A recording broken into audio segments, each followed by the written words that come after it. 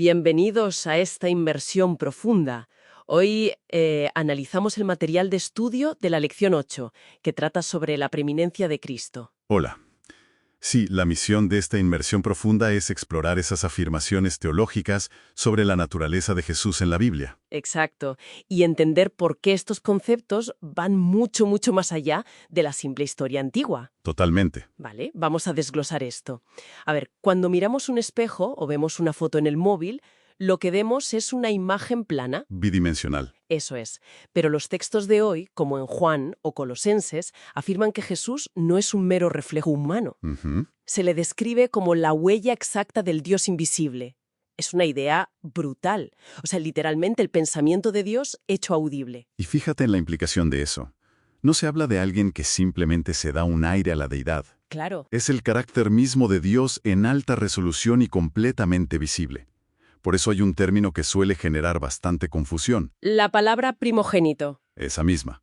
Lo fascinante aquí es que el término bíblico primogénito casi nunca significa ser el primero cronológicamente. Espera, si no significa ser el primero en nacer en una línea temporal, ¿qué se intentaba transmitir? Porque recuerdo el ejemplo de David. El rey David, sí. En el texto mencionan que él era el menor de 8 hermanos.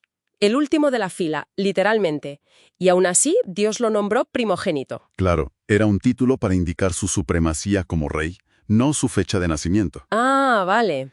Y siguiendo esa misma lógica, se argumenta que Jesús no es el primer ser creado, sino el soberano y el agente creador de todo el universo. Y esa distinción es clave. Si estuviéramos hablando de un ser creado, la salvación dependería de un tercero. De un intermediario, exacto.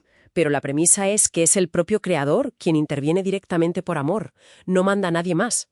Y para ilustrar cómo se organiza todo lo que este creador redime, se utiliza una metáfora muy visual. La Iglesia como un cuerpo humano. Eso es. Donde él funciona como la cabeza. Bueno, es la clásica pregunta que plantea el texto. Si hubiese que renunciar a una parte del cuerpo, a ver cuál se elegiría. Difícil elección. Nadie dice, uy, llévate mi dedo meñique del pie, total, no hace nada. Porque a la primera de cambio uno se choca con un mueble en la oscuridad. Y descubres lo vital que era. Exacto, duele muchísimo. Cada persona, por muy humilde que parezca su función, es indispensable en esa estructura.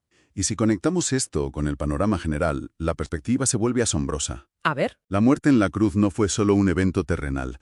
El texto utiliza la palabra griega cosmos, es decir, el universo.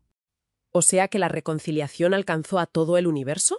Sí, los mundos no caídos y los ángeles habrían contemplado la cruz con asombro, comprendiendo finalmente el verdadero carácter de amor frente a la rebelión. Entonces, ¿qué significa todo esto? Bueno, C.S. Lewis tiene un argumento sobre eso en las fuentes. Sí, me encanta ese dilema moral. Argumenta que es imposible llamar a Jesús simplemente un gran maestro moral. No encaja. Para nada. Según sus propias palabras, o era el hijo de Dios, o un lunático, o un demonio. Sencillamente no hay término medio. Y esa falta de término medio es muy relevante para quien nos escucha. Comprender esto implica ver a esta figura no solo como un salvador histórico, sino como el factor unificador que sostiene literalmente el universo. Nos invita a someter cada área de la vida a ese modelo. Exactamente. Pero bueno, esto plantea una pregunta importante para cerrar. ¿Dispara? Hay un detalle muy profundo en las notas. En la eternidad nunca hubo un momento en que el Padre estuviera sin el Hijo. ¿Salvo en la cruz? Salvo por esa separación temporal de poderes divinos en la cruz. Claro. Así que queda para la reflexión de nuestra audiencia. ¿Cómo asimila el resto del universo el trauma de esa ruptura temporal y sin precedentes dentro de la propia divinidad para pagar una deuda humana? Madre mía. Es un misterio enorme para explorar más adelante. Gracias por acompañarnos en esta inmersión profunda.